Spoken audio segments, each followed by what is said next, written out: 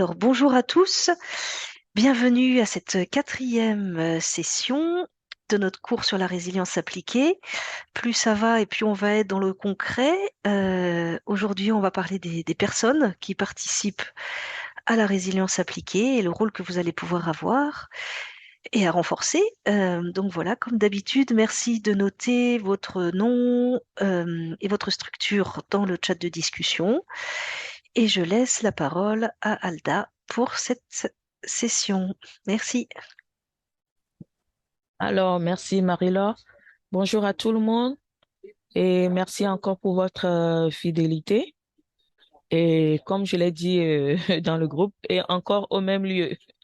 Merci beaucoup. Donc, comme Marie-Laure vient de le dire, on va beaucoup parler aujourd'hui, beaucoup plus de la résilience, mais beaucoup plus des liens, les liens qui sont autour de l'enfant et toutes les personnes qui peuvent intervenir, et spécialement nous-mêmes aussi en tant que travailleurs sociaux. Avant de commencer, comme d'habitude, je vais faire un petit rappel de la séance passée. La séance passée nous a permis de parler des types de ressources que l'on retrouve chez l'enfant et un peu dans la communauté et au niveau de la famille. Et ces ressources, les types, c'est je suis, j'ai, je ressens et le je peux. Ce sont des ressources internes et externes. Et comme définition de la ressource, ou bien du moins des ressources, on avait dit que c'était tout type de talent ou de capacité qui aiderait, qui aide à, à faire face à l'adversité ou à résoudre les problèmes, excusez-moi, et ou à résoudre des problèmes. Donc, en gros, c'est ce qu'on avait un peu dire sur tout ce qui est, en résumé, hein, sur les différents types de ressources qu'on rencontrait. Pour continuer, nous allons peut-être parler de l'étude de cas. Nous allons faire d'abord l'étude de cas de ce qu'on vous avait de l'exercice, l'atelier qui a été donné avant et qu'on devait rendre et en parler aujourd'hui. Donc, avant d'aller dans le vif du sujet, on va essayer de revoir cette étude de cas-là. Tout d'abord, on va revoir l'étude de cas en faisant une lecture. Euh, je re- voilà, je vais partager l'écran. On va essayer de lire rapidement pour nous souvenir un peu de ce qu'il y avait de l'histoire de la fille. Donc, cas de la jeune fille, Fifoumou. Fifoumou est née le 15 avril 2006. Sa mère est prostituée et toxicomane et son père est alcoolique. Les parents ont abandonné leurs 10 enfants, dont 6 filles et 4 garçons. La mère est partie dans un carré minier pour gagner rapidement de l'argent avec la prostitution et le père n'étant pas intéressé par les enfants, les a fait fuir. À 11 ans, Fufumé s'est retrouvé à vivre dans la rue et tous ses frères et sœurs se sont éparpillés.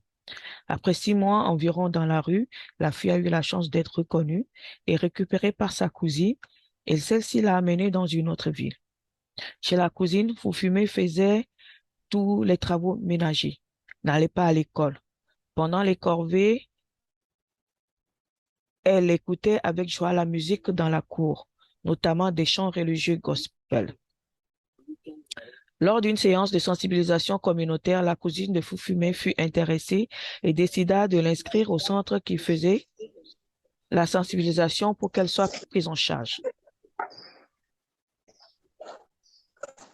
Ayant déjà été scolarisée et selon son niveau scolaire, Fufumé, alors âgée de plus de 13 ans, entre en deuxième année de remise à niveau. Après les séances d'écoute organisées avec elle, les travailleurs sociaux ont constaté que la fille avait beaucoup de traumatismes causés par le mauvais comportement de sa mère, par le langage discourtois de son père biologique qui disait « Je n'ai pas besoin des enfants, mais de l'alcool ».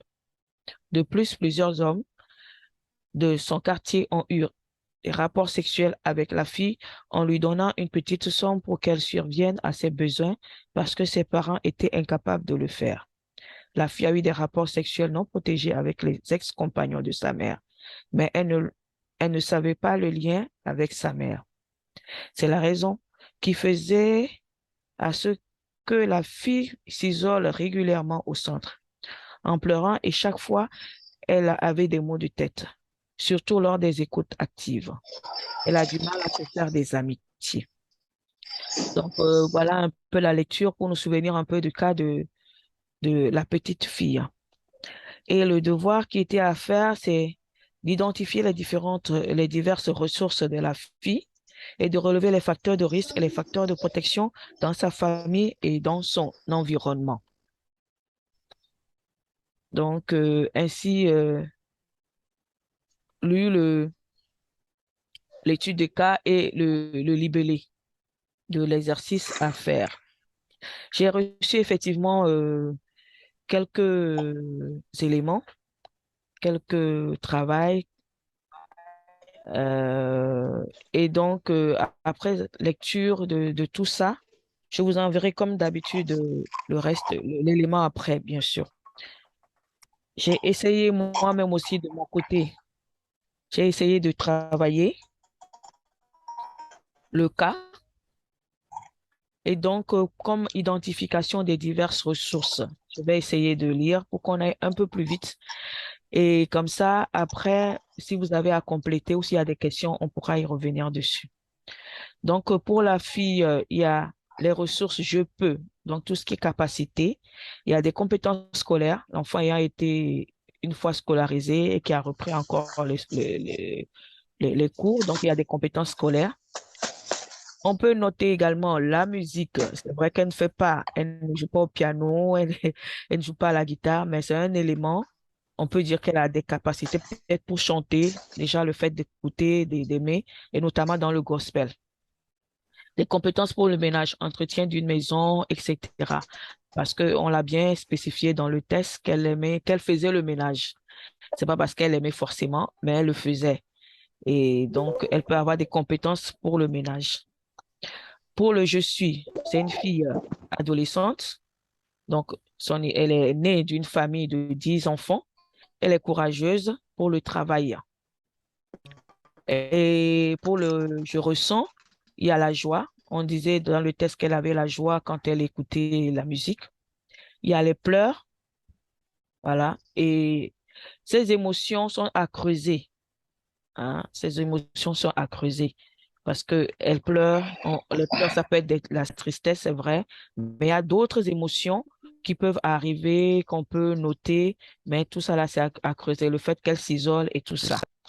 Et ensuite, il y a le jet, ce qu'elle a. Elle a la cousine, il y a sa fratrie, ses frères et sœurs qui sont également là, peut-être éparpillés, mais qui sont là. Donc, ça peut être une piste aussi. Et il y a les acteurs sociaux qui sont également là, qui sont également là. Donc, c'est un peu ce que j'ai trouvé pour tout ce qui est ressources de l'enfant. Au niveau des facteurs de risque, il y a la cousine qui l'exploite, il y a son exploitation, il y a les parents qui sont en grande difficulté et mauvais exemple et qui engendre donc son trauma. Il y a la prostitution de sa mère qui constitue également un facteur de risque. Voilà.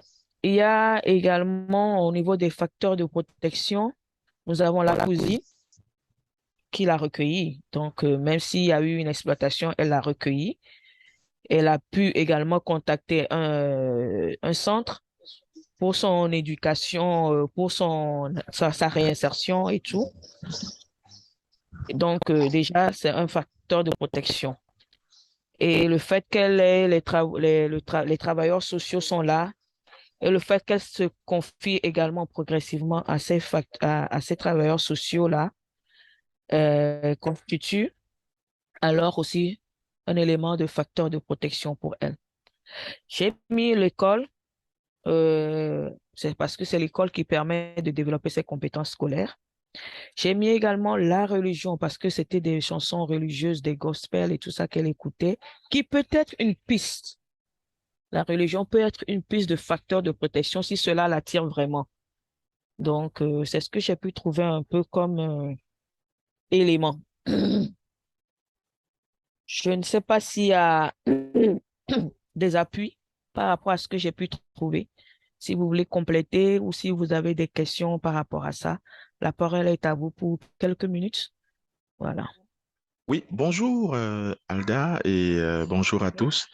Merci bien pour la présentation faite de l'exercice que nous devrions en tout cas soumettre. Je voudrais demander en termes de facteurs de protection, est-ce que on ne pourrait pas aussi compter les activités menées dans le cadre, par exemple, de la sensibilisation comme des facteurs de protection? Il y a des activités qui avaient été menées par, je dirais, je sais pas, une association lorsqu'on lit le texte qui faisait des sensibilisations. Est-ce que cela n'entre pas aussi dans les facteurs de protection? Peut-être que la sensibilisation a été un élément pour, comment on appelle, pour attirer, pour, euh, je sais pas comment le dire, un élément de, euh, ah, le mot me manque. Mais comment, explique-moi, pourquoi toi tu veux le mettre, Je vais dire l'activité, parce que en termes de facteurs de protection, bref, si je le définis à ma façon, ce sont tous les éléments qui permettent davantage de renforcer son bien-être ou de lui sortir, de sortir la petite, la fille de son état pour qu'elle puisse tendre vers la normalité. Tout ce qui peut aider en cela. Pour moi, ce serait un facteur de protection. Donc, en ce sens-là, je pense aussi que l'appui ou le soutien des organisations telles que l'association ou bien ceux qui ont mené ces activités est aussi un facteur pour elle parce que peut-être ça entre dans cet environnement dans son environnement protecteur, on a sa famille, on a sa sœur ou sa cousine, je sais pas trop, qui l'avait inscrite à l'école, mais on a aussi ces organisations qui mènent des activités qui, pour ma part, aideraient davantage à renforcer la résilience de l'enfant. et, c'est Jocelyn, si je ne me Oui, c'est trompe. bien moi. Voilà. C'est bien moi. Non, au fait, moi, j'ai mis les sensibilisations là comme élément de, euh, c'est une médiation, enfin, médiation, c'est pas le mot. C'est quelque chose qui a permis d'arriver, mais ce n'est pas l'élément, ce n'est pas un facteur pour protéger. Pour moi, ça a permis, mais ça n'a pas, ce n'est pas l'élément qui va permettre de protéger. Bon, ici, j'ai parlé de Ça a permis à sensibilisation l'enfant de se mettre, ou bien à la cousine de se mettre en contact avec, avec, voilà. Et c'est mais euh, plutôt l'association et les travailleurs sociaux qui sont là, qui constituent l'élément de protection. c'est ce que en fait, j'aboutis à la même chose. J'ai dit sensibilisation, mais en fait, je parlais de tout le travail que mènent l'association, pas L'association. forcément les travailleurs sociaux seulement, mais tout ce Mhm. que mène l'association peut aussi être considéré comme un facteur de protection. C'était un peu ce que je disais en quelques mots lorsque je D'accord, parlais de sensibilisation. d'accord. Mais Donc, juste les la activités. chose, peut-être je veux juste préciser parce que là, nous, c'est comme si l'association, c'était un peu...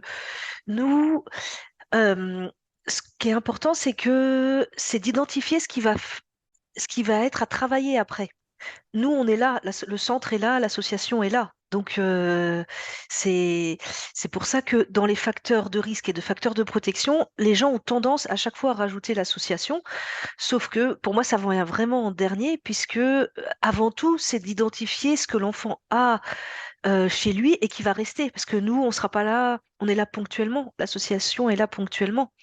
Et l'enfant, normalement, n'a plus besoin, ne doit plus avoir besoin de lui sur un moyen terme ou même quand il sera adulte. Donc, il faut qu'à tout moment, l'enfant puisse aussi avoir dans son entourage, dans son cadre de vie habituel, ces facteurs de protection.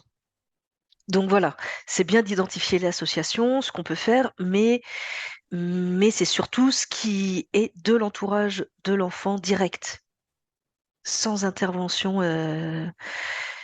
professionnelle. Merci. OK. Et Merci j'avais mis beaucoup, Alexandre. également dans le facteur de risque le fait qu'elle soit euh, victime d'exploitation dans son environnement, il y a eu cette exploitation qui fait que ça peut jouer. C'est un élément, c'est un facteur de risque et qui pourrait peut-être jouer plus tard pour sa réinsertion, plus tard pour les actions qu'on veut mener avec elle. C'est pour ça que je l'ai considéré aussi comme un élément. Voilà, je l'avais mentionné, mais comme je l'avais mis sur le grand écran, ça ne se voyait pas vraiment. Voilà. Et parce que les réponses vont venir justement de ces endroits-là. Et les réponses ne sont, c'est pas l'association qui va apporter toutes les réponses à l'enfant. Et c'est pour ça. Si on met tout de suite notre structure, on risque d'être vite limité. C'est pour ça qu'en voyant large, c'est les réflexes un peu, la recommandation qu'on peut formuler. Mm. Voilà, merci, désolé Alda. Non, pas de souci, c'est toujours un plus. OK. Donc, par rapport à cet exercice, qu'est-ce que j'ai retenu quand j'ai lu un peu les documents, tout ce que j'ai reçu?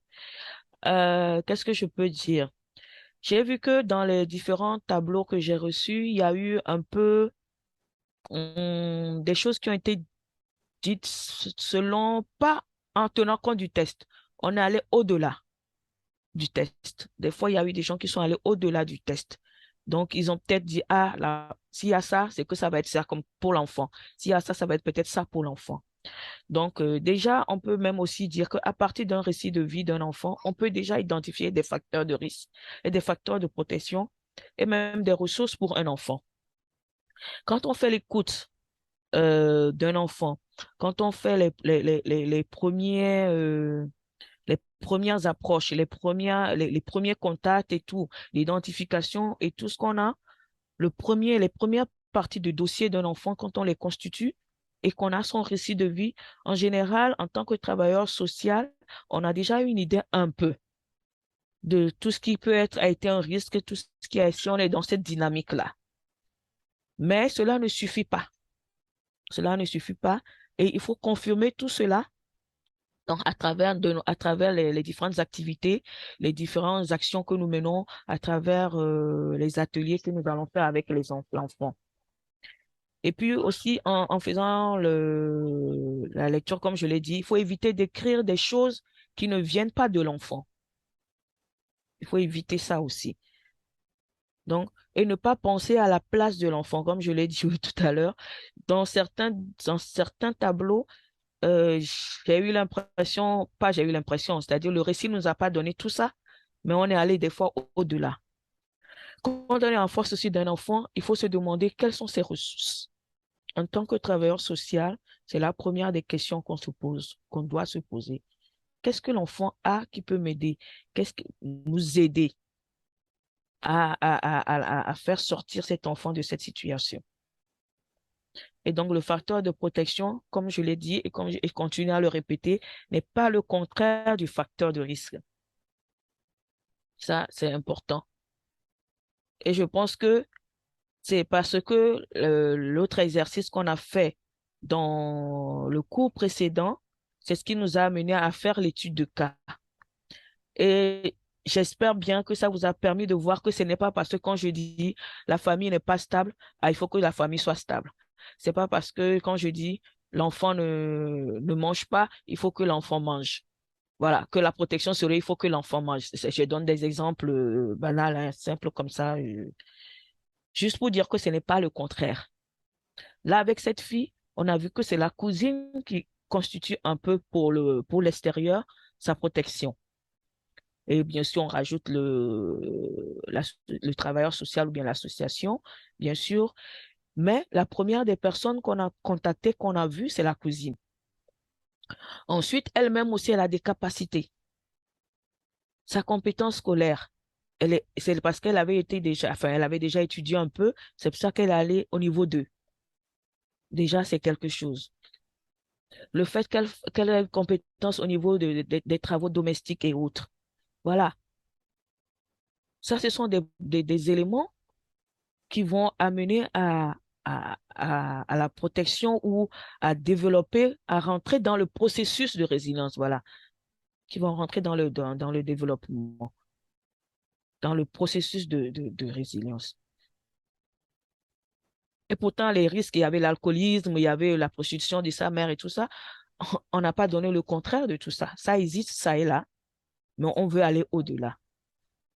Donc, c'était ça l'idée de l'étude de cas pour qu'on essaye de comprendre comment ça peut marcher et essayer de voir c'est dans quelle logique, comment ce processus-là se fait, c'est dans quelle logique on évolue.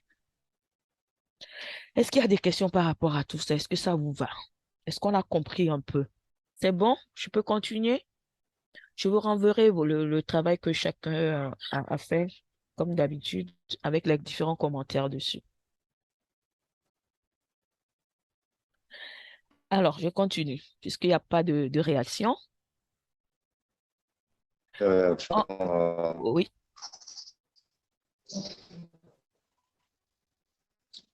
oui, Oui, c'est Joseph, Joseph.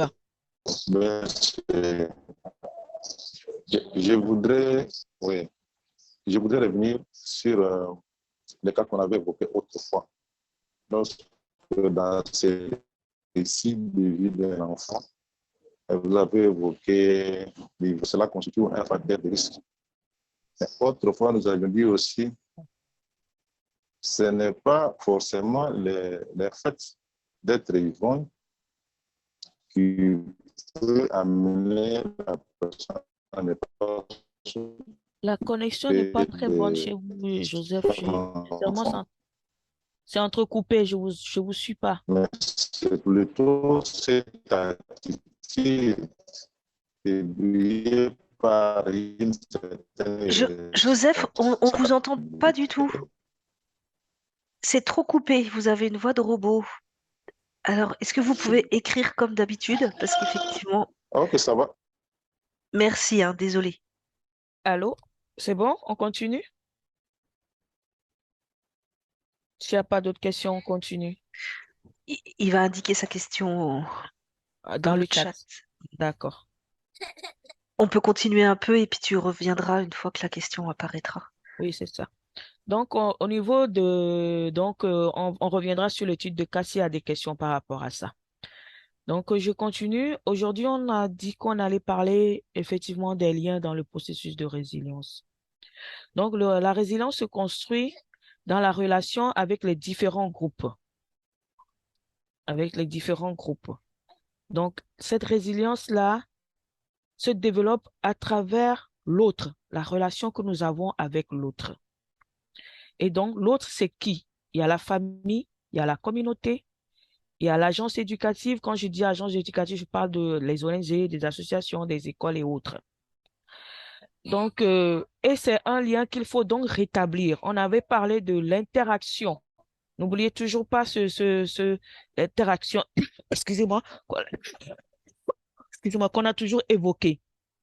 Donc, il faut donc construire ça, reconstruire cette interaction-là, reconstruire ces liens-là, renforcer ces relations avec ces différents groupes, parce qu'il y a des gens dans ce groupe, il y a des gens qui sont là, qui ont une place pour l'enfant, qu'on ne doit pas ignorer. Quand on prend le lien avec la famille, c'est quoi? La famille, elle est vraiment large. Il y a les liens de parenté et d'alliance qui sont là. Il y a les individus, les parts qui sont liés entre eux, les parents, les enfants, les conjoints, les frères et sœurs, les cousins, etc., les tantes, oncles et autres. Vraiment, elle est large. Ensuite, dans la famille, on retrouve également les valeurs et les normes qui sont transmises pour un bon développement et une bonne relation sociale. Dans chaque famille, il y a des valeurs, il y a des normes, il y a des règles qui sont là, qui sont établies et on marche avec, on évolue avec. Et c'est juste une petite communauté, si je peux m'exprimer ainsi. Et parce que c'est ce qu'on aura appris en famille, tout ce qu'on aura développé avec ces valeurs et ces normes qu'on va remettre encore dans la communauté en étant en contact avec les autres. Et ça va s'agrandir, ça va développer la personnalité que nous aurons plus tard. Il y a des liens affectifs et culturels dans une famille. Quand on prend la communauté, le voisinage, les groupes de pairs, etc., le groupe social est constitué de personnes partageant les mêmes caractéristiques, le même mode de vie, la même culture, la même langue, les mêmes intérêts. C'est ça aussi la communauté. Et il y a ce sentiment d'appartenance, ce sentiment d'identité. Et la capacité de protection, on sent, quand on appartient à une communauté, on sent aussi cela. La communauté complète, comme je l'ai dit tout à l'heure, ce qu'on a reçu en famille. Et il y a une interaction donc entre les autres et nous, entre les autres et l'enfant, entre les autres et l'individu. Et c'est cette interaction qui permet aussi de découvrir ses capacités, ses potentialités. Et donc, on forme, comme je l'ai dit, on forme ainsi petit à petit son identité personnelle et donc sa personnalité. Cette idée d'appartenance, elle est très importante. C'est ça qui donne une valorisation aussi à l'enfant. Ça valorise énormément. Je donne un exemple qui m'est arrivé. Hein. Tout dernièrement, j'étais allée dans un marché avec une amie, une cousine, et on était à l'arrêt de bus quand il y avait une dame qui était là, assise sur le banc, et elle aussi, elle attendait le bus. Mais moi, quand je la voyais, je me disais, mais celle, elle doit être une Togolaise. Je ne sais pas pourquoi, son visage me disait un truc comme ça, voilà. Mais elle ne bronchait pas, elle ne disait rien. Alors que ma cousine et moi, on parlait dans notre langue, dans la langue du pays. Et à un moment, on était fatigués d'attendre le bus. On dit, bon, on va marcher.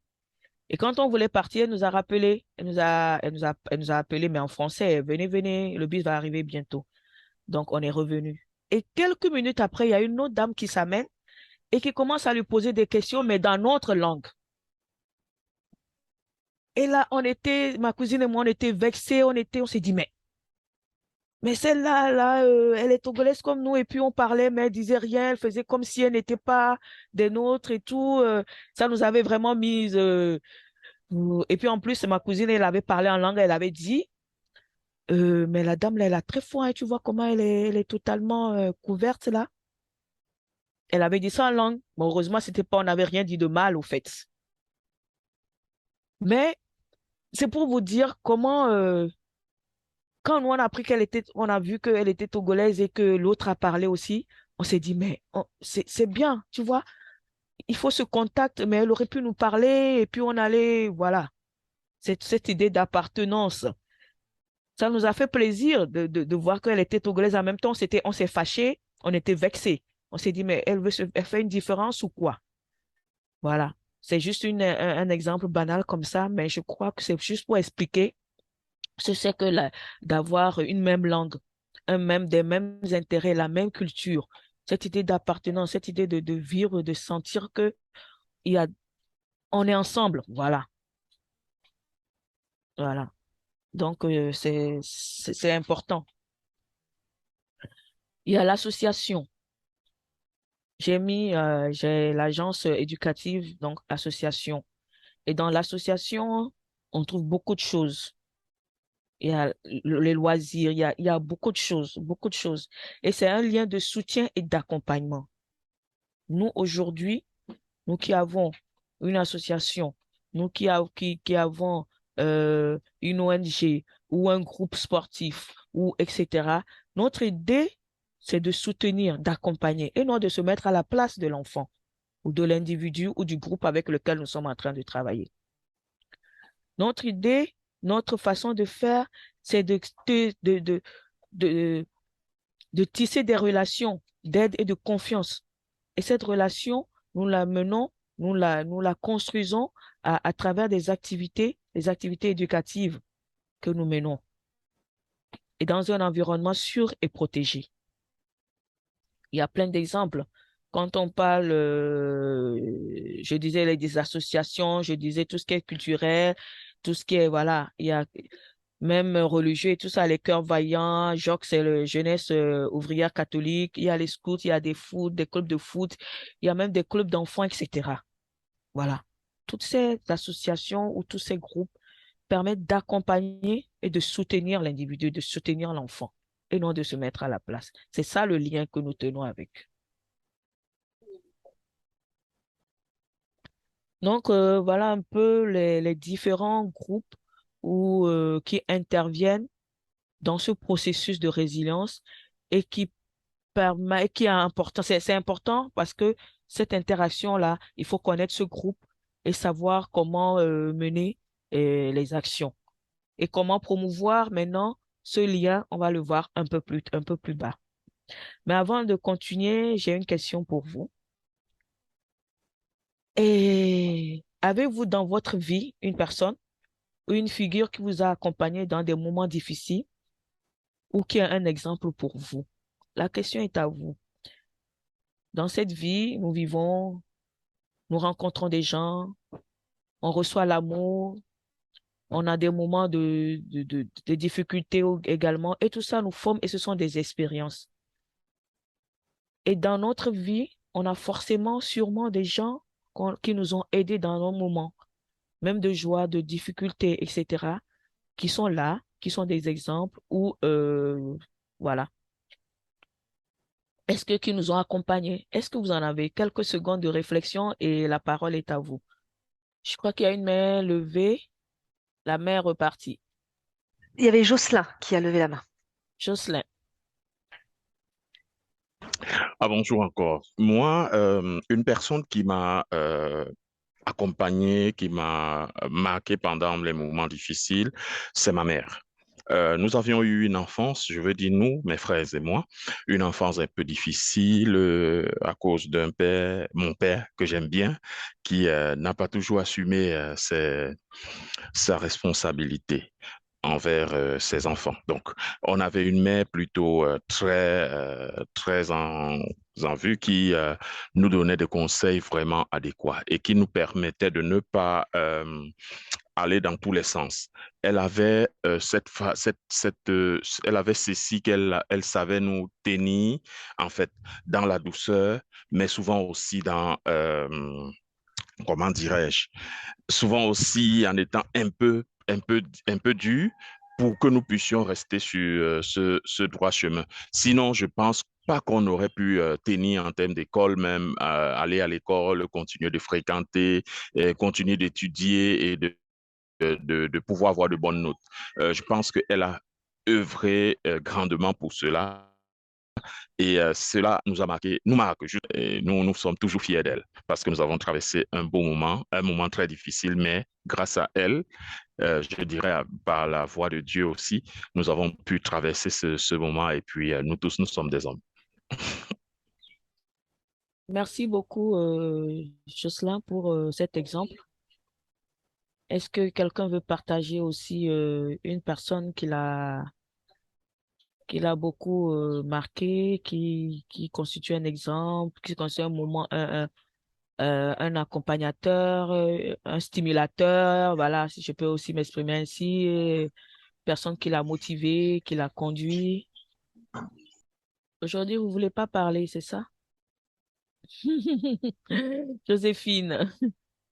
Joséphine a la main levée. Joséphine. Bonjour, vous Oui, allô? m'entendez? Oui, oui, on vous entend très bien. Bonjour, Joséphine. Il y avait deux autres mains. On laisse la parole à une autre personne si Joséphine a eu un souci, je crois. Il y avait Colt qui avait levé la main. Cold. Oui, oui. D'accord. Je suis Koldo Msiwa. Je suis assistant social au PDR, ici en RDC. Je vais partager juste une expérience par rapport à la préoccupation. Euh, Ici, dans notre province, nous vivons des situations de guerre. Et dans les années antérieures, il y avait eu donc une rébellion. Je me souviens, j'étais encore à l'école et je faisais encore les écoles, donc l'humanité. Et vers 17 heures, quand on quittait l'école, directement, il y a une guerre qui a été déclenchée. Il y a des militaires qui ont traversé la frontière parce que là où j'étudiais et au niveau de la frontière, il il n'y a pas même 30 mètres. C'est juste moins de 30 mètres. J'ai été touché par la balle et j'étais décédé. Et après les 5 jours, le 6e jour, le vieux là m'a accompagné parce que ces jours-là, moi personnellement, en tout cas, je ne voyais pas que la mort. Et quand le vieux m'a accompagné, on était au nombre de 5. Et parmi les 5, dans les débandades, il y a 3 qui étaient touchés par la balle et ils étaient décédés le même jour. Et le 6e jour, il m'a accompagné petit à petit jusqu'à arriver à la maison. Et quand donc la famille m'a vu, c'était vraiment une joie, c'était vraiment une fête, parce qu'à leur niveau, ils savaient que j'étais déjà décédé, parce que ces jours-là, c'était dans la route, il y avait beaucoup de cadavres. Et maintenant, à partir de ça, j'ai considéré ce vieux-là, et il était vraiment mon Moïse, si je peux le dire ainsi. Dieu est passé par ce messier. Et aujourd'hui, le vieux, parce que pendant les 3, 4 jours qu'on discutait avec lui, on partageait des idées, ce vieux est devenu vraiment mon conseiller, mon vieux. Et d'ailleurs, quand il a ce problème, moi j'ai mes problèmes, en tout cas je les partage avec ce vieux-là. Pour moi, il est vraiment une ressource et il m'aide avec beaucoup de conseils. Et donc, il me considère comme son propre fils. Voilà. C'était vraiment un témoignage, une expérience de ma vie que je pense que je ne peux jamais l'oublier. Voilà. Merci beaucoup. Merci, Cole, pour aussi cette intervention. Donc, voilà, on a pu avoir 2 personnes. La 3e personne, malheureusement, ça passe pas. Mais bon, c'est déjà bon. Bonjour Ada, est-ce Oui, que c'est bonjour. possible? C'est possible que je parle?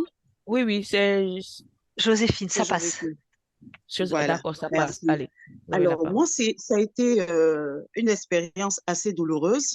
Lorsque j'ai été abandonnée par mon époux et les enfants, un matin, il s'est levé et il a pris ses affaires et il est parti. Et c'était une maison qui ne nous appartenait pas, donc qui avait les loyers à payer et tout ça. Et dans le quartier dans lequel j'étais, on a une association des femmes et c'est la présidente, il y a 2 d'entre elles qui m'ont accompagnée. D'abord, pour parler à la personne à qui appartenait la maison, pour que je puisse rester là, le temps pour moi de m'organiser et de trouver une autre maison et sortir du quartier parce que je ne voulais plus rester là. Donc, avant que ma famille ne m'apporte un soutien, honnêtement, ces 2 mamans du quartier m'ont beaucoup soutenue par les conseils, les prières et même le soutien financier. Elles m'ont vraiment accompagnée. Et après, c'était mon témoin de mariage qui est ma tante qui m'a ensuite apporté son soutien. Et jusqu'aujourd'hui, elle n'a cessé de m'entourer, quoi. Donc, je veux dire qu'il existe comme ça dans la vie des personnes ressources qui ne vous lâchent jamais, quelle que soit la situation. C'est cette expérience-là que je voulais partager avec vous, sans toutefois rentrer dans les détails. Merci. Merci, c'est déjà beaucoup. Merci beaucoup, Joséphine, également, pour votre apport. C'est pour vous dire que c'est comme ça. La vie est comme ça. Et aujourd'hui, on a fait cet exercice-là de se rappeler des personnes qui, dans nos moments difficiles ou même peut-être des moments qui nous ont accompagnés dans nos moments difficiles, qui ont été là. C'est comme ça que nous aussi, nous serons peut-être des personnes pour des facilitateurs, des tuteurs. Voilà, c'est ça les tuteurs de résilience. C'est ça les facilitateurs de résilience. Ils vous ont aidé à surmonter. Ils vous ont aidé à dépasser cette situation-là. C'est ça. Et donc, aujourd'hui, nous aussi, en tant que travailleurs sociaux, nous sommes des facilitateurs pour ces enfants-là. Et ces facilitateurs, on ne les trouve pas seulement dans les organisations. On peut les trouver partout. La preuve, toutes ces personnes qui vous ont aidé, ils n'avaient pas une organisation. On peut les retrouver dans les familles, on peut les retrouver dans l'environnement. Et donc, cela nous permet de faire une transition pour aller sur les relations entre le travailleur social et l'enfant. Alors, le facilitateur, je disais donc que nous sommes des facilitateurs. C'est qui les facilitateurs? Et comme je l'ai dit, l'enfant en tant qu'être sociaux, les enfants en tant que des êtres sociaux, ont besoin d'une figure pour les accompagner et les guider quand ils sont en face d'une difficulté, comme tout être humain, tout individu. Un tuteur de résilience peut être un père, ça peut être un de ses amis, ça peut être, voilà, ça peut être un enseignant, ça peut être un éducateur, ça peut être un leader religieux, un psychologue, un fiancé, etc. Et Boris, le professeur Cyrulnik, qui a beaucoup travaillé sur la résilience, qui est l'un des pionniers de la résilience, a dit un tuteur de résilience, un facilitateur, c'est une personne. C'est un lieu, ça peut être un lieu. C'est pour ça que j'insistais toujours sur le cadre dans lequel les enfants sont. Ça peut être un événement, ça peut être un objet, une œuvre d'art. Il y a des fois, c'est juste une photo ou juste des images qui ont touché la personne et qui ont permis à cette personne de changer. Ou bien tout simplement euh, une lecture, un livre d'une situation, etc. Voilà.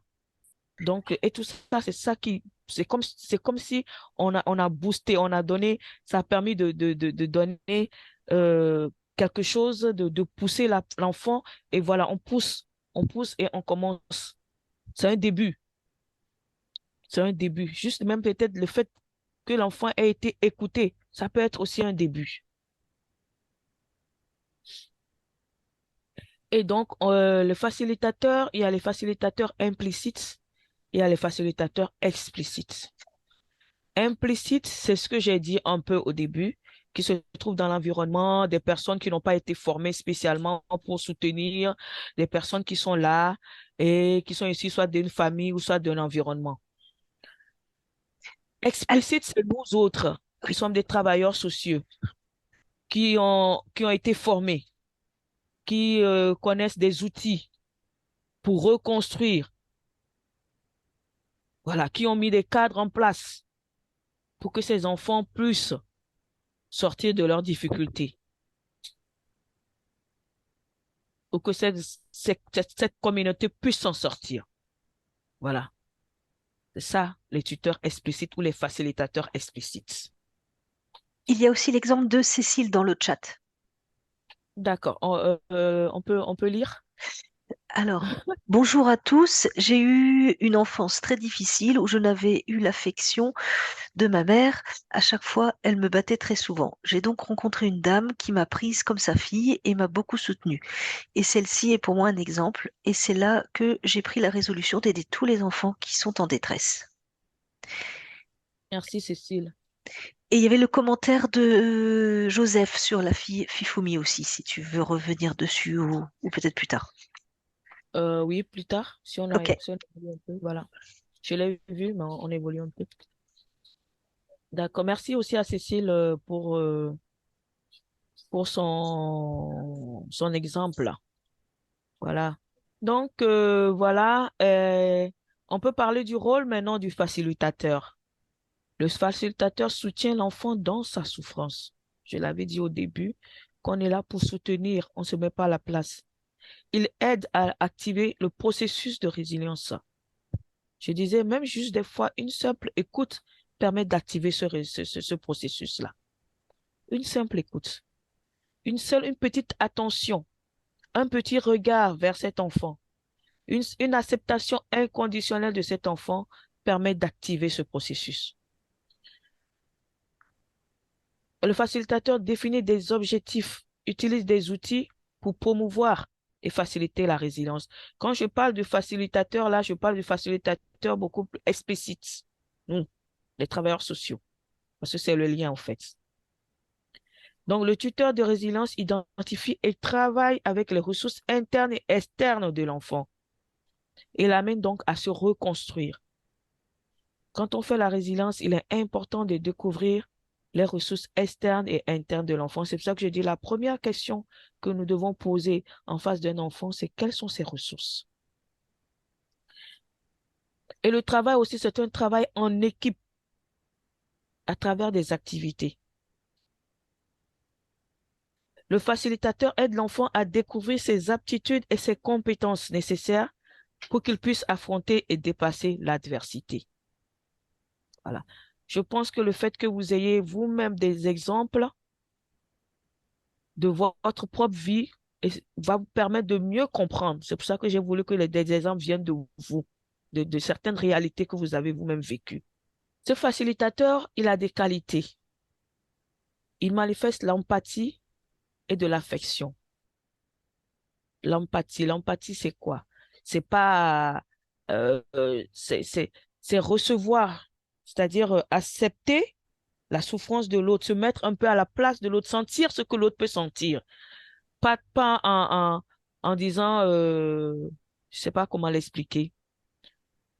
Éviter le transfert, quoi. Ce n'est pas parce que l'autre pleure que je pleure, mais tu ressens ce que l'autre est en train de ressentir. Ah. Et maintenant, essayer de comprendre. On essaie de comprendre ce qu'il ressent, voilà. C'est ça, au fait. Le facilitateur s'intéresse prioritairement au côté positif de la personne. Qu'est-ce que la personne a de plus? Comment est-ce qu'on peut l'aider? Voilà.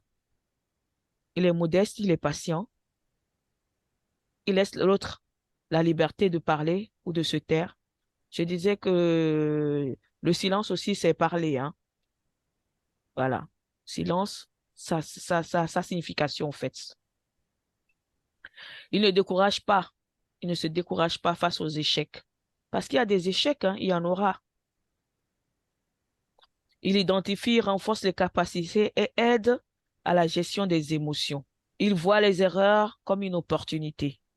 Je me rappelle que quand on faisait les débuts des exercices, il y avait, je crois que c'était avec la crèche, qui disait ils font des erreurs. Voilà, c'est des erreurs, c'est vrai. Mais ça vous permet d'avoir beaucoup plus d'expérience et de se reconstruire aussi. Il facilite l'estime de soi d'autrui. Il associe le lien et la loi. Dans nos centres, dans nos cadres, il y a des lois, il y a des règles. Il faut vraiment savoir. L'adolescent a besoin de ça. L'enfant a besoin des règles aussi pour se construire et d'un cadre bien structuré. C'est ça un peu les qualités d'un facilitateur. Comment le facilitateur peut promouvoir ce lien? Je pense que tout au long de mon discours, ça revient. L'acceptation inconditionnelle avec l'enfant. Avec l'enfant, il faut accepter l'enfant tel qu'il est. C'est seulement avec cette acceptation qui est la base qui permet de créer ce lien. L'écoute active, la mise en œuvre des activités. En mettant des activités en place, vous vous mettez en contact avec l'enfant, vous créez des liens avec l'enfant. Et l'enfant se sent beaucoup plus en confiance, beaucoup plus à l'aise et peut commencer à parler, peut commencer à dire des choses, à mettre des mots sur sa situation, sur sa colère, voilà, sur ses émotions, sur ses ressentis, etc. Ça, c'est avec l'enfant. Et en tant que facilitateur, qu'est-ce que nous devons faire? Nous devons savoir organiser notre équipe. Nous devons faire des réunions. Je disais que le travail de la résilience ou le processus de la résilience, c'est aussi en équipe pour pouvoir faire des interventions. Il faut savoir planifier les activités. On a un manuel, il faut savoir lire, il faut lire le manuel pour bien comprendre les activités, pour bien comprendre ce que c'est que la résilience. Voilà, en tant que ce facilitateur, c'est ce que nous aussi, nous pouvons faire. Donc,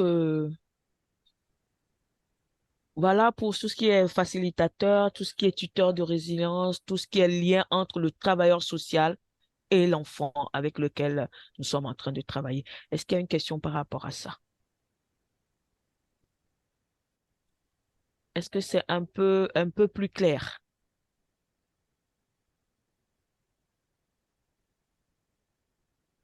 Question? Oui, Cole, a levé la main. Oui, merci beaucoup. Je pense que tout ce que vous venez d'évoquer là, c'est clair, mais je voulais tout simplement peut-être partager une expérience par rapport au rôle et par rapport aussi à la qualité d'un tuteur de résilience.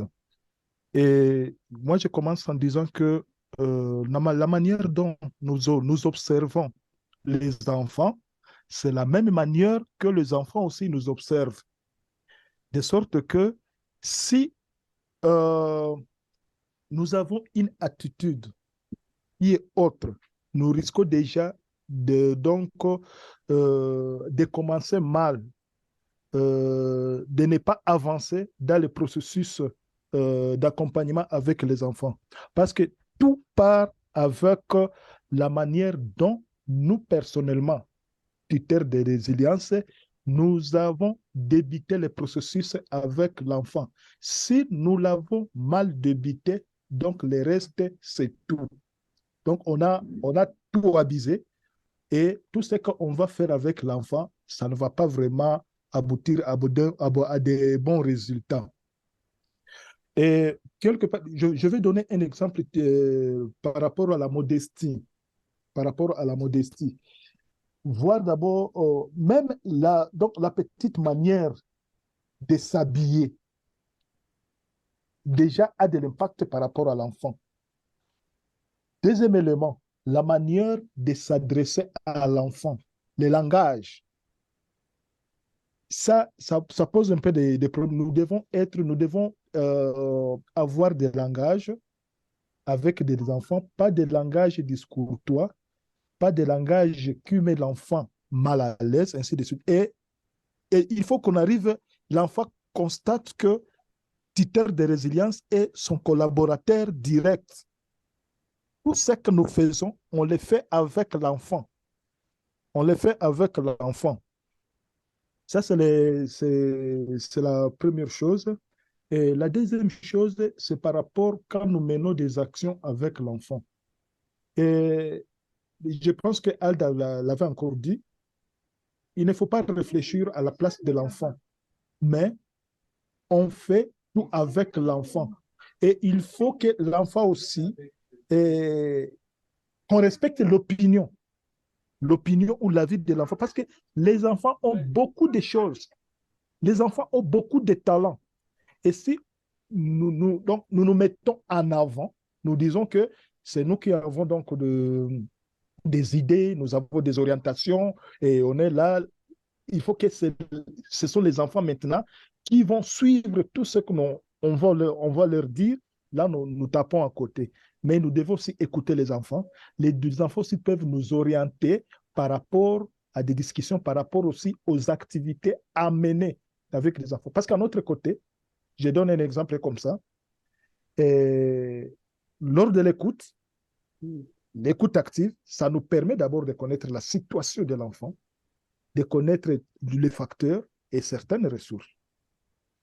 Les ateliers aussi viennent renforcer certaines informations. Nous arrivons à capitaliser d'autres informations supplémentaires par rapport aux ateliers. Et lorsque nous définissons maintenant les actions à mener, nous les faisons aussi avec les enfants. Nous les faisons avec les enfants. Et quand nous partons, en revenant, l'enfant doit être au courant aussi de la situation. Juste un briefing. Et avec ça, il peut aussi nous donner d'autres stratégies. Je donne un exemple. Un jour, nous avons organisé donc des visites familiales pour un enfant. Et chaque fois quand on partait, et là, on nous refoulait. Cette famille, les parents nous refoulaient. Alors, tu vois, comment est-ce qu'ils pouvaient venir plaider la cause d'un petit qui nous a mis mal à l'aise dans la famille? Chaque fois. Maintenant, quand nous sommes revenus au niveau auprès de l'enfant, qu'est-ce que l'enfant nous a dit? Il nous a dit, non, non, moi je connais très bien mes parents. Mes parents fréquentent un groupe de prière, les renouveaux charismatiques. Et vous savez, quand vous allez là-bas, en entrant, vous entrez et directement, avant qu'il parle, il faut d'abord faire les signes de la croix et commencer déjà à prier, je vous salue Marie. Et je vous dis, c'était vraiment le début du processus. Nous avons été accueillis et la discussion a commencé comme ça jusqu'à ce que nous sommes arrivés à un compromis et la médiation a réussi à cause de ça. Pour dire qu'il ne faut pas ignorer et donc les propositions, les orientations de l'enfant. Et pour atterrir, Alta a bien dit, ce travail, le processus, c'est un travail d'équipe. Un travail d'équipe. À notre niveau, nous organisons donc des réunions. Chaque fois qu'il y a des cas, nous discutons. Pour des ateliers, nous discutons. Mais ici, qu'est-ce que nous observons? Peut-être peut y avoir un tuteur qui peut avoir des lacunes pour développer des ateliers avec les enfants. Et à son niveau, il peut dire non, si je demande, donc on va me qualifier comme si je ne sais, donc je ne connais rien. Et si tu t'enfermes, donc tu abuses plus.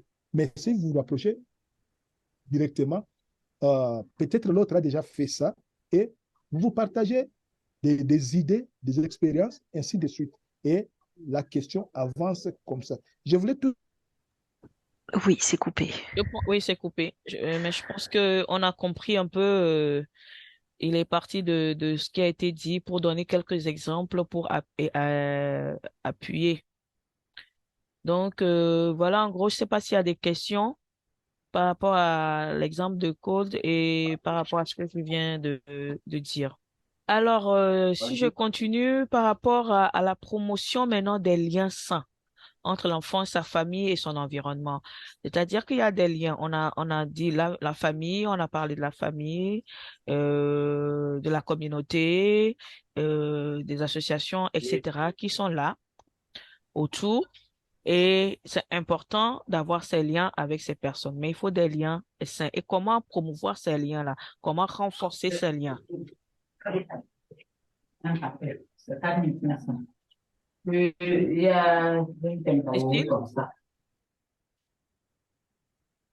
Donc, comment renforcer ces liens-là entre l'enfant et sa famille et son environnement? Je pense qu'il est très important de se poser la question et de se demander toujours avec les je suis, les ressources je suis, j'ai, je ressens et je peux. Si je prends l'exemple de la famille, là, j'ai fait l'exemple de la famille, on peut le faire avec l'environnement, on peut le faire avec d'autres choses. Alors, quand je prends le je suis, quel est le lien, comment le lien sain, comment créer ce lien entre l'enfant, le je suis, c'est qui la famille, avec la famille? La question qu'on doit se poser, c'est qui la famille pour l'enfant? Quelles sont les valeurs et les croyances de cette famille? C'est qui la famille?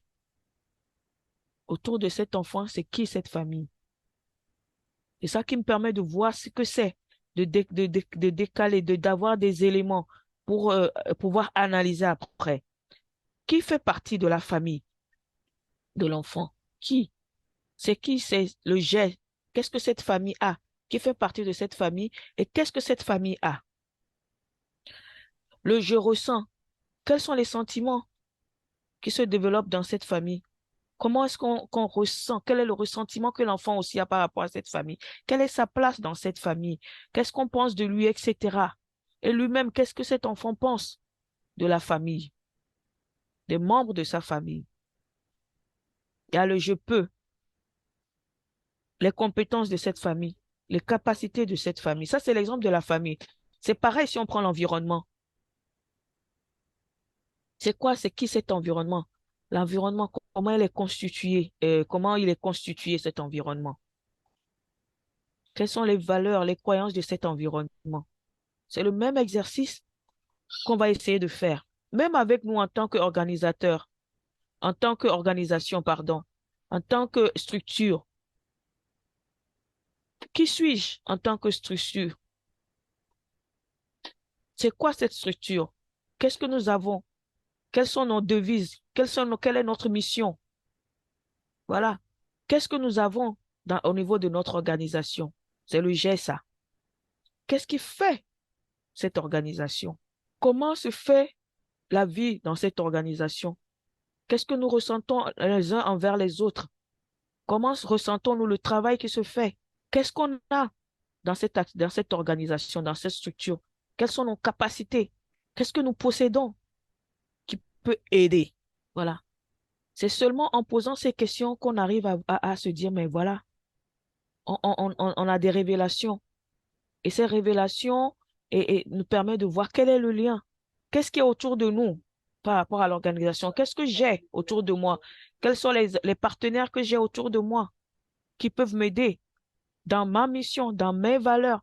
Qui sommes-nous?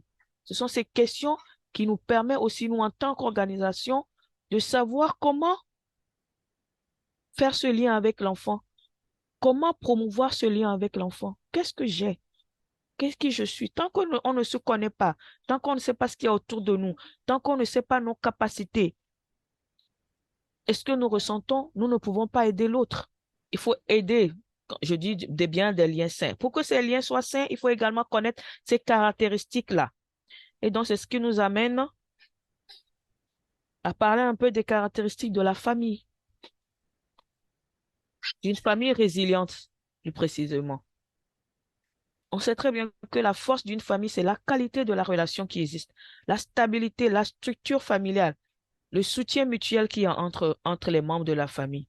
Donc, nous devons aider à ce que la famille arrive à jouer ce rôle-là. Et c'est ça, ce lien.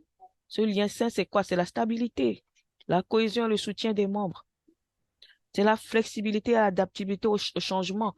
Que la famille arrive, parce qu'il y a des moments où ça ne va pas. Il y a des gens qui ont été dans une famille où c'était rose, c'était bien, il y a l'argent, il y a ceci. À un moment, il y a eu un déclin. Mais il faut s'adapter. Il y a la bonne capacité de partager ses émotions et de communiquer. La communication, elle est importante. L'habileté et la bientraitance. À pratiquer les rituels, l'habileté à pratiquer les rituels, à connaître les valeurs, à pratiquer les valeurs, les croyances. L'exemple de Cole nous donne, nous donne bien, tombe bien avec la pratique de la croyance là. Hmm. C'est avec ça ils ont pu vraiment intégrer la famille, ils ont pu apporter des éléments au niveau de la famille. Vous voyez un peu? Et si on arrive à connaître ce que c'est qu'une famille résiliente, à avoir ces éléments, ces caractéristiques, on saura comment promouvoir ces liens-là. Si on ne les connaît pas, on ne saura pas comment agir, comment amener, comment créer ce lien. C'est pour ça que j'en parle, en fait. Comment renforcer, c'est ce qu'on doit renforcer, au fait, dans les familles. Au niveau de l'environnement, qu'est-ce qu'on doit renforcer? On sait que l'environnement ou la communauté est un soutien très important. Et qu'est-ce qu'il faut renforcer? La solidarité qu'il y a entre les membres, le soutien qu'il y a entre les membres, la communication. Il y a également la pratique des rituels, les croyances, la cohésion de la communauté. C'est ce qu'il faut renforcer.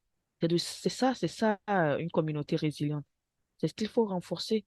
C'est à travers cela que le lien va être vraiment sain.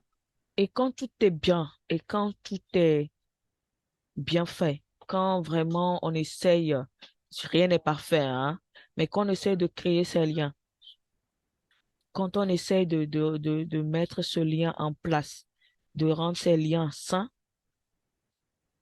l'enfant en sort vraiment aussi bien. Et c'est quoi ces bénéfices pour l'enfant? Il y a le sens de la sécurité, l'enfant se sent bien. Il y a la confiance et l'estime de soi qui s'est développée. Les relations sociales se développent également. L'enfant a la capacité de se projeter, de voir son futur, d'avoir de l'espoir. Il sait qu'il a des personnes qui sont là pour l'appuyer. La peur est réduite. Donc, il est bien de connaître ces liens, de savoir c'est quoi ces liens, ou du moins si je dis lien, pas le lien, mais plutôt les groupes, ces différents groupes, de bien connaître ces différents groupes pour pouvoir bien créer ce lien. Voilà. Pour bien créer ce lien, il faut bien connaître ces différents groupes. C'est pour ça qu'on on en a parlé aujourd'hui. Est-ce qu'il y a des questions? Quelques questions de compréhension, d'ajout, des exemples, même avec imaginez-vous euh, l'organisation en tant qu'une île. Et autour de cette île, il y a d'autres îles. Faites un peu sur cette enfin, imaginez ça un peu. Essayez d'y penser un peu. Et autour, il y a des îles. Et vous devez être donc en contact avec les différentes îles qui sont autour de vous. C'est un peu l'enfant aussi, c'est pareil.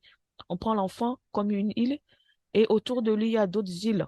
Et ces îles, c'est quoi? C'est la famille, c'est la communauté, c'est euh, les clubs, les groupes des pères, etc., qui sont autour de lui. Et il doit tisser des relations avec ça pour pouvoir se relever. Nous, en tant qu'organisation, on a autour de nous certains partenaires. On a la communauté dans laquelle nous sommes implantés, etc. Et il faut tisser des liens avec tout ça pour pouvoir également atteindre nos objectifs. Est-ce qu'il y a des questions? S'il n'y a pas de questions, on peut peut-être alors revenir sur l'élément de Joseph. Marie-Laure est là? Oui, Est-ce qu'on peut lire, s'il n'y a pas de questions spécifiques par rapport à ce que je viens de dire, est-ce qu'on peut relire l'élément de... alors il y avait Cécile qui disait à midi, là il y a 10 minutes, une expérience que je vis avec les enfants. L'enfant, c'est son cœur. Si nous parlons avec les enfants avec notre cœur, tout ce que nous ferons avec eux passera. Mais si nous leur parlons avec notre tête, ça ne passe pas vite. Par conséquent, l'adulte doit travailler avec les enfants avec son cœur. C'est ça. Donc ça, Merci, c'est... Cécile. Vous Alors, voyez, vous avez même des expériences, hein. Il y a peut-être des choses que vous avez, mais que vous ne mettez pas des mots dessus. Mais aujourd'hui, avec tout ce qu'on a pu faire jusqu'à présent, ça vous permet de voir et de mettre des mots sur ce que vous êtes en train de faire. Marie-Laure, Joseph, alors, dans le cas de la fille Fifoumou, son père qui est ivrogne l'a abandonné. Pourquoi nous ne parlons pas de l'irresponsabilité de son père comme facteur de risque? Une personne peut être ivrogne et s'occuper en même temps de ses enfants. Est-ce que tu veux peut-être remettre le tableau sur ouais, c'est ce que le je cas? vais essayer de faire. Bon, on a mis parents en grande difficulté comme facteur de risque. Donc, moi, je mets en tout cas en grande difficulté, je mets tout ce qui est son irresponsabilité, sa manière de parler avec les enfants. Il n'est même pas là. Il a pris la fuite d'ailleurs. Il a pris la fuite et la maman aussi est partie. Bon, On pouvait le mettre en peut-être. difficulté plutôt que parce que l'alcoolisme c'est une maladie en fait. Donc c'est quelque chose il faut un traitement, il faut un accompagnement particulier. Donc l'irresponsabilité c'est la conséquence de la maladie. Donc c'est pour ça, c'est pour voir aussi loin. C'est pour ça que le terme en grande difficulté c'était large. On n'était pas rentré dans le détail de tous les problèmes parce que là on n'a pas tous les éléments aussi, mais que la maman ait pratiquement mis à disposition sa fille pour de la prostitution, c'est aussi quelque chose de très grave. C'est plus qu'un facteur de risque. Elle est presque même proxénète, sa mère. Presque en quelque... Faudrait en savoir plus, mais, mais c'est des choses qu'on peut s'interroger. Et là, c'est vrai que c'est grave. Mais c'est pas pour ça qu'il faut juger les parents aussi.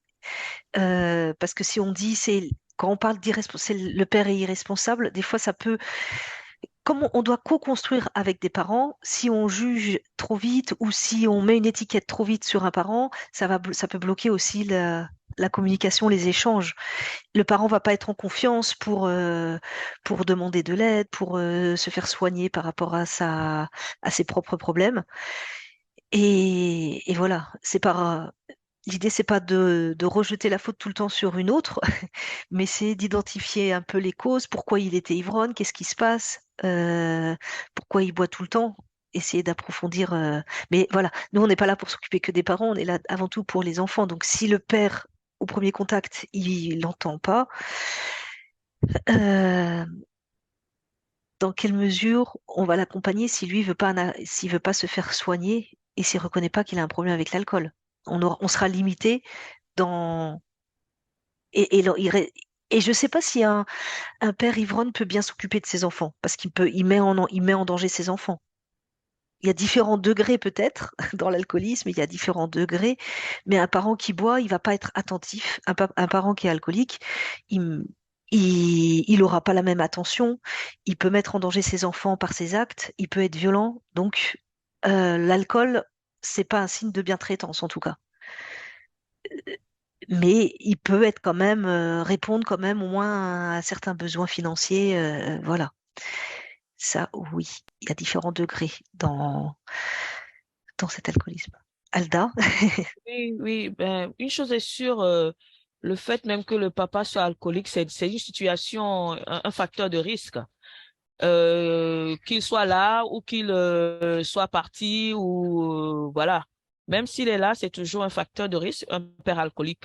Enfin, peut-être que c'est un avis personnel ou même s'il prend soin, parce que là, je pense que la deuxième partie de sa question ou bien de son apport, c'est dit, il peut être alcoolique et prendre soin.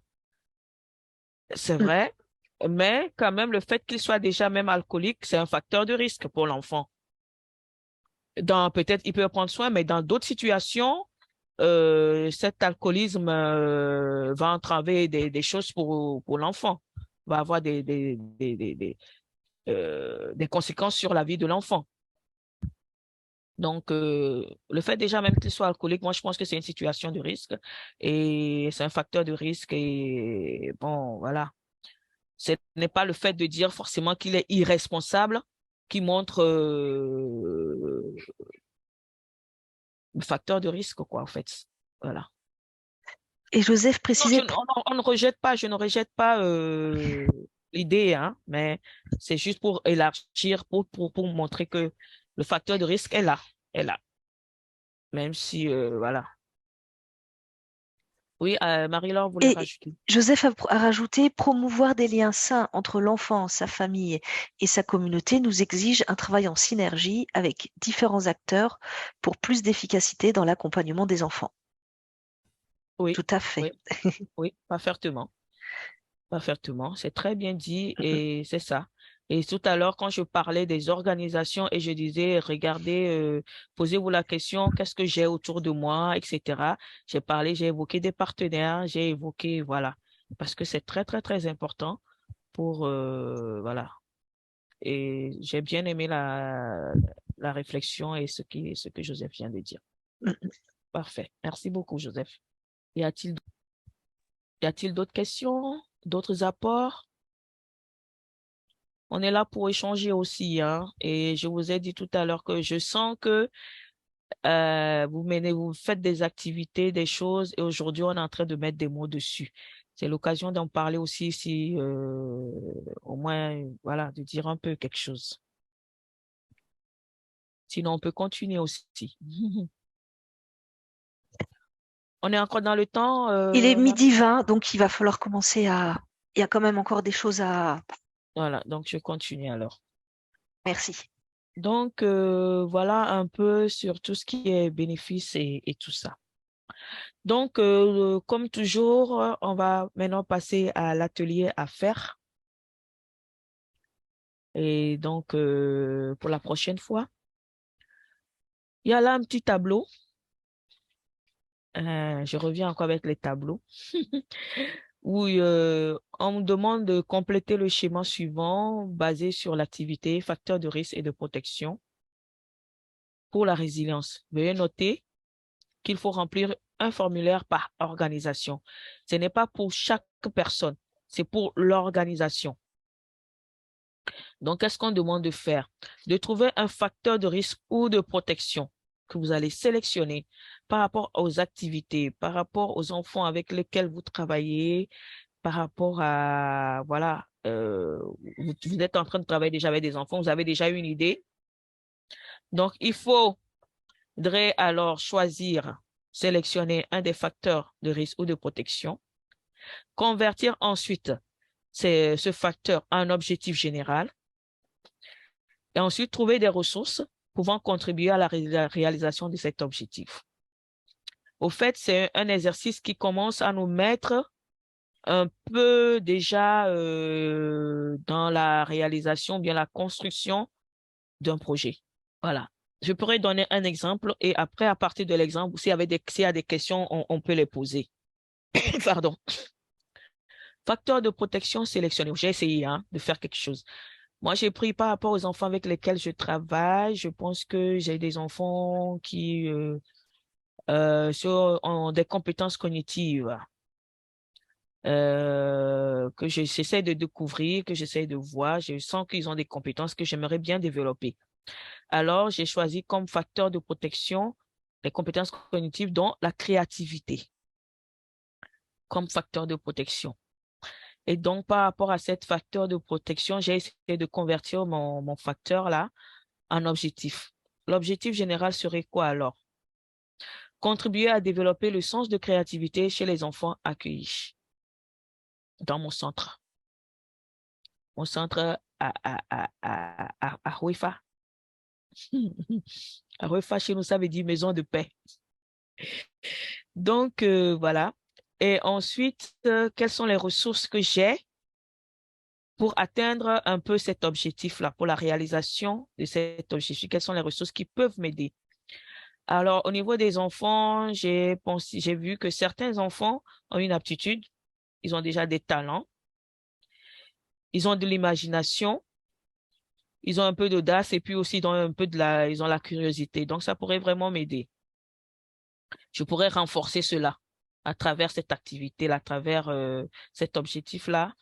La créativité, je pourrais vraiment y arriver avec ces enfants parce qu'ils ont déjà ce grain-là. Au niveau du centre, j'ai un cadre, j'ai des activités déjà aussi. D'ailleurs, ce sont ces activités qui m'ont permis de découvrir que ces enfants ont certaines aptitudes d'ailleurs, des animations, des jeux. J'ai une équipe pluridisciplinaire qui est assez dynamique aussi. Et parmi eux, il y a certains qui ont déjà des talents et des compétences qui peuvent m'aider aussi à parfaire cet objectif ou bien à atteindre ce but-là, que je peux donc mettre à la disposition du centre. Et également, au niveau de la communauté, il y a des ateliers d'art que j'ai découverts. J'ai vu qu'ils sont assez solidaires également dans la communauté. Au niveau de la famille, il y a des soutiens des parents, il y a leur encouragement qui peuvent m'aider voilà, à atteindre vraiment cet objectif-là. Même dans la communauté, ces ateliers, ces d'art qui sont là, sont des gens qui ont des talents qui peuvent être aussi, que je peux mettre aussi à la contribution du centre pour aider les enfants à développer cette créativité-là. Bon, voilà, c'est un exemple comme ça du travail qui va être fait pour la prochaine fois. Donc, à partir de ce que vous faites avec les enfants, sûrement vous allez pouvoir voir les ressources que l'enfant a, les facteurs de protection également que ces enfants ont à leur niveau. On a eu à travailler, on a un tableau même sur les facteurs de protection qui existent, les facteurs de protection, etc., dans le document. Donc, vous pouvez vous inspirer de tout ça aussi et de votre réalité, de vos réalités, de vos vécus, et à partir de là, choisir un facteur de protection ou à risque sur lesquels on pourrait, quand on prend un facteur de risque, c'est qu'on pourrait faire des activités pour réduire tout ça, etc. Voilà. Et petit à petit, on va commencer peut-être à penser à l'élaboration de notre projet. Voilà. Est-ce que c'est compris l'atelier? Est-ce que l'atelier est compris? La parole est à vous. Ou si Marie-Laure voudrait appuyer peut-être pour explication. Je laisse la parole pour le moment. J'avais une question. Oui, Jocelyn. Oui, est-ce que les ressources pouvant contribuer à la réalisation de cet objectif insinueraient les objectifs spécifiques, par exemple? Non, Alda. Oui. Les ressources nous amèneraient beaucoup plus, quand on va parler des ressources, ça nous amènerait beaucoup plus aux activités et indicateurs ou activités à mener. Mais bon, c'est vrai, ça peut nous amener aussi aux facteurs, aux objectifs spécifiques. Ah, Ça peut nous amener aussi. ça coupe, Pardon? Alda. Ça coupe, Alda. Allô, oui, maintenant c'est bon, je crois. Oui. Voilà. Quand on va partir, là, on part sur seulement des facteurs de risque, hein, Jocelyn, on part seulement des facteurs de risque pour le moment. Je ne veux pas qu'on aille trop loin. D'accord. Voilà. On part des facteurs de risque pour avoir un objectif général. Mhm. Donc, on part juste des facteurs de risque ou de protection pour arriver aux objectifs généraux. Je veux qu'on aille étape par étape. Je ne veux pas que... Voilà. Pour qu'on puisse bien... Non, ma question, c'était, Alda, si tu le permets, Oui, bien c'était au sûr. niveau des ressources, au niveau des facteurs de risque ou de protection, pas de problème. Les convertir en objectif général, pas de problème. Moi, quand je voyais les ressources pouvant contribuer à la réalisation, je demandais si on peut je veux les dire, si cela peut aussi insinuer les objectifs spécifiques. C'était juste la question Ah, que je non, me non. posais. Ah, non, non, non, non. Ça, ce n'est pas les objectifs spécifiques. Non, non. Ça, au contraire, plutôt, ça va nous amener au niveau des activités, des actions à mener, des indicateurs et D'accord. autres. Ça nous amènera plutôt vers là-bas. OK. Ressources pouvant D'accord. contribuer à la réalisation. Qu'est-ce qui nous amène à réaliser cet objectif général-là? C'est quand on met des activités en marche, c'est quand on met, voilà, on définit des activités, etc., qu'on aboutit à quelque chose. D'accord. Là, je suis allée loin. Je ne voulais pas aller trop loin, mais je suis allée un peu loin. Mais j'aimerais qu'on s'arrête juste sur les facteurs de risque ou de protection qu'on identifie, qu'on sélectionne et qui nous amènent à l'objectif général. Bon, je peux, si vous voulez ajouter un objectif spécifique, pourquoi pas. Un ou deux, pourquoi pas. Mais de préférence, un, pourquoi pas. Et ensuite, maintenant, par rapport aux ressources, par rapport aux facteurs de risque, quelles sont les ressources ou bien par rapport aux facteurs de protection, quelles sont les ressources qu'on a qui vont nous permettre d'arriver à cet objectif-là? En prenant mon exemple, donc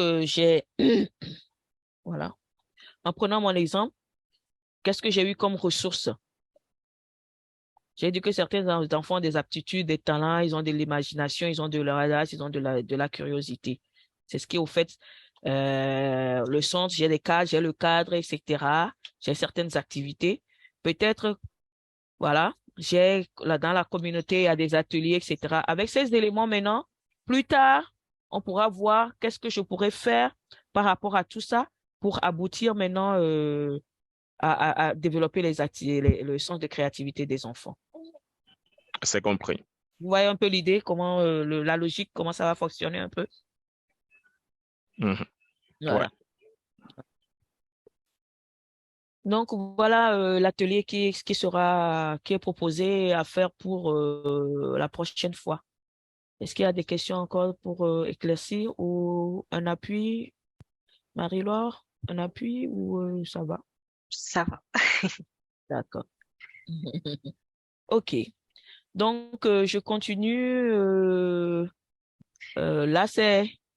Là c'est pas un atelier pour la prochaine fois, mais c'est un atelier à faire pour vous permettre vous-même de mieux encore être dans mieux comprendre la résilience, mieux comprendre comment les choses se passent. Parce que il y a certes le projet, il y a certes l'organisation qui est là, il y a le projet, il y a tout ça, mais il y a les activités qu'il faut mener pour ce processus, pour aller dans ce processus, pour vraiment activer ce processus, pour permettre de découvrir les ressources, les facteurs avec l'enfant, etc. C'est pour ça que je vous ramène au niveau d'un manuel que Marie-Laure partagera après.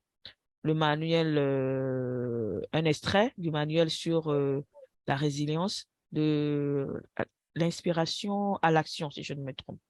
Voilà. Donc, vous pouvez tout lire hein, si vous voulez. Ça me fera plaisir pour ceux qui aiment bien lire. Mais pour ceux qui n'aiment pas trop lire, je vous conseille la page 6 à 10 et la page 15 à 20. Et puis pour un deuxième temps aussi, la lecture de certains ateliers, certaines activités. Et donc, j'ai proposé 3 activités, le grappe de famille, la main d'aide et sous l'orage, qui vont bien avec tout ce qu'on a pu développer aujourd'hui et tout ce on est en train de développer depuis le début quand même de ces cours-là. Donc, si vous pouvez le faire, pourquoi pas entre vous, ce serait bien aussi, au moins un, au minimum un. Et ensuite, on reviendra dessus peut-être vers la fin du cours pour voir ce qui s'est passé, comment vous avez ressenti, quand vous avez lu, qu'est-ce que vous avez compris, etc. Et voilà. Donc, ça, c'est des propositions pour, pas pour la prochaine fois, mais pour plus tard. Donc, vous avez le temps de le lire, de revoir le manuel qu'on va vous envoyer. D'accord? Voilà. Sinon, mais l'exercice pour la prochaine fois, c'est ce tableau-là. Voilà. Donc, merci beaucoup pour le cours d'aujourd'hui. Merci pour votre participation, pour votre fidélité. Désolé pour ceux qui ne sont pas rentrés, qui n'ont pas pu, peut-être pour de problèmes de connexion ou autre. Ceux qui sont absents, dommage. Désolé également. Et donc, je donne la parole à Marie-Laure pour nous parler juste des critères, puisqu'on est en train de rentrer là maintenant dans la réalisation et l'élaboration du projet. Voilà. Est-ce que vous voyez mon écran? Oui. Ah, parfait. Alors, avec l'équipe de coordination qui est coordonnée par Diego Munoz, qui participe aussi à toutes nos séances, mais qui est notre gage de qualité par rapport à ce qui se fait dans la formation en Amérique latine aussi. Donc voilà, donc cette équipe coordonnée par Diego a travaillé sur cette charte de critères pour soumettre un projet de résilience appliquée. Donc ça, on en avait cette information que vous avez été indiquée lors de votre... Je vais mettre ma vidéo pour Diego. On vous avait informé de cette possibilité à la fin du cycle de la formation de présenter un projet pour justement favoriser l'appropriation et qu'on ne reste pas sans rien faire après cette formation. Donc ça avait été indiqué dans le courrier d'invitation. Alors, pour les informations principales, c'est que vous êtes plusieurs associations à participer à cette formation, mais ce sera seulement 3 projets qui vont être retenus. C'est vraiment une sorte de concours qui est mis en place. Donc 3 projets qui seront les plus pertinents et les plus novateurs en termes de résilience. Et c'est pour un financement de 5 000 € au maximum. Donc ça peut être 4 500, 4 000, voilà, 5 000 € maximum. Le projet devra débuter entre octobre 2023 et mars 2024 et dans tout état de cause se terminer au plus tard le 30 septembre. Ça, c'est un peu les conditions critères. Voilà, il y aura une communication qui sera faite sur le site du BICE, notamment sur ces projets. L'autre point important, ce sont les critères. Alors, il y a 5 critères principaux auquel votre projet devra répondre. Donc, il doit traiter tout d'abord la résilience de manière cohérente avec le cours, ça c'est logique. Il faut que ce soit en lien avec ce qu'on aura vu. Il ne suffit pas d'écrire le mot résilience dans le projet, il faut qu'on voit que les ressources, les facteurs de risque, de protection, voilà, que ça apparaisse bien dans votre projet. Justement, le deuxième, c'est que vous identifiez un ou plusieurs facteurs de résilience sur lesquels vous allez essayer de travailler au maximum dans le projet pour que la résilience des enfants soit renforcée. Donc ça doit apparaître dès le début du projet. Le projet doit favoriser la participation des enfants et des adolescents. Ça, c'est important. Il doit favoriser aussi les liens entre les enfants et les adultes qui les entourent. les accompagnants de la structure, mais aussi des personnes extérieures. Et ce projet, il doit être réplicable. Donc, ce doit pas être juste un petit projet ponctuel qui va concerner un enfant, 2 enfants. Il faut que on voit que c'est quelque chose que vous allez, à la fin de ce petit projet, pouvoir répéter aussi, que c'est quelque chose qui peut être réplicable. Et c'est pour ça qu'il n'y a pas besoin forcément d'avoir des milliers de moyens, mais en tout cas, il faut qu'il soit simple, facilement faisable, créatif. Donc ça, c'est un point important aussi pour, parmi les 5 critères. Donc, on a des formulaires à vous. Il faut bien répondre dans un formulaire du BICé. Ça, c'est important, c'est pas un autre format. Le format narratif et le format financier aussi. C'est un format comptable, pas par activité. Ça, c'est important. Pour précision aussi dans les dépenses à prévoir et au niveau du reporting financier, la plupart connaissent déjà, mais ceux qui ne le savent pas, c'est que le BICé a une plateforme en ligne où le comptable doit rentrer toutes les factures une à une dans le projet, dans le respect du budget prévu. Donc, à prévoir dans votre budget la ligne pour le comptable. C'est c'est important de ne pas l'oublier pour pas être surpris. Il y a des personnes qui rentrent. Le point important, c'est qu'il faut que le projet soit préparé et envoyé au plus tard le vendredi 4 août. Parce que dès le vendredi 4 août, il y a les dossiers qui sont traités. Il y a un comité d'évaluation qui est composé notamment d'une association membre aussi du BICé qui pratique la résilience, ce qui permet d'avoir aussi un regard terrain. Et puis il y aura des personnes du milieu pédagogique, universitaire, Diego, voilà. C'est une équipe pluridisciplinaire qui étudie les dossiers, dont une association africaine qui contribue aussi. Donc, c'est pour ça que les délais sont importants. Il y aura pas de retardataire, puisque le lundi 28 août, ou la semaine du 28 août, il y aura la réponse sur les projets sélectionnés. Voilà. Si vous avez peut-être des questions sur ce projet et sur les conditions pour candidater. Je voudrais dire, Oui. Marie-Laure, que c'est une invitation. Ce n'est pas une obligation, c'est une invitation à faire un projet. C'est la première chose.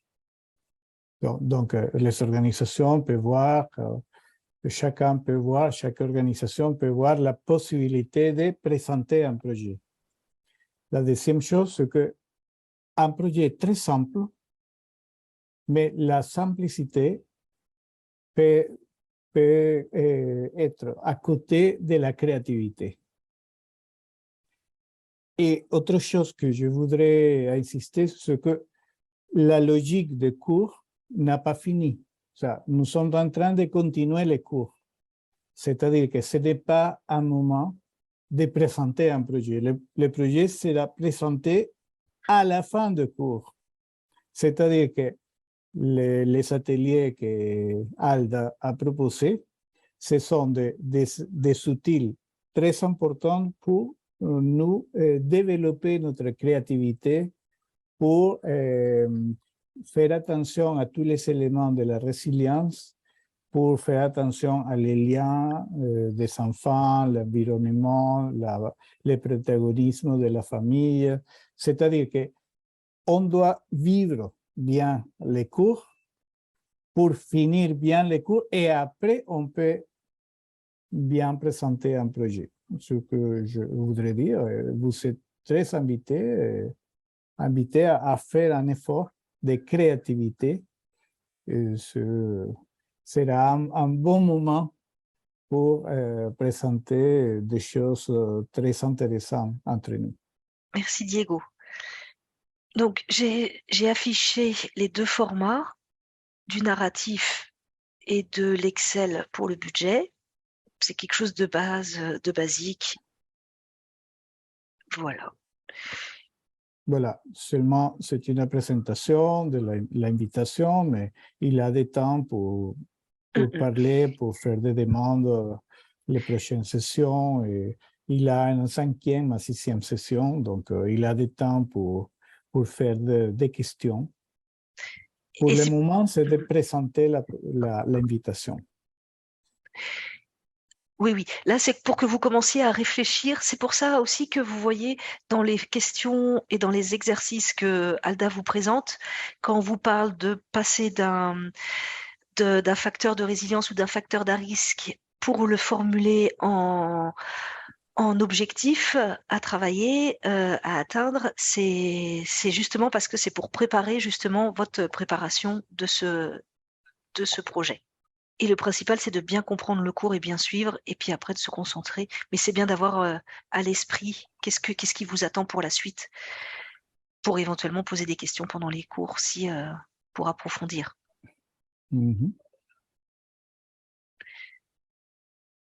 Pas de questions, préoccupations? Alda, ou peut-être un retour? Non, je pense que c'est clair, tout a été dit. De toute façon, comme Diego l'a dit, le cours continue, on est dans la logique, on évolue et petit à petit, voilà. Mais on le dit d'avance juste pour que vous ayez déjà une idée, vous commencez à vous préparer, bon, voilà. Mais on est toujours dans le cours et ben après, bon, vous avez le temps après de rédiger en bon uniforme le projet tout en tenant compte de tout ce qu'on a pu faire et de comment est-ce qu'on peut modeler, mettre des mots, des phrases et tout, voilà. Et maintenant le budget aussi, quoi, voilà. Voilà. Merci beaucoup, Marie-Laure, merci Diego aussi. Est-ce qu'il y a des questions sur la séance du jour? Voilà, sur la séance du jour. On peut encore peut-être, le temps est déjà l'heure, mais on peut mettre deux minutes un peu pour s'il y a des questions d'éclaircissement. S'il n'y en a pas, ben voilà, on se dit à la prochaine alors, à la même heure, même lieu, même fidélité. Merci beaucoup. Jocelyn avait allumé son micro. Jocelyn? Non, c'était juste pour dire merci. C'était très beau. Voilà. Merci à vous tous. Et donc, la semaine prochaine, le retour sur le travail. Et puis, dans 2 semaines, la séance. Voilà. Okay. Merci bien. Merci beaucoup. Au revoir. Merci. Ciao, ciao. Ciao. Au revoir. À la semaine prochaine.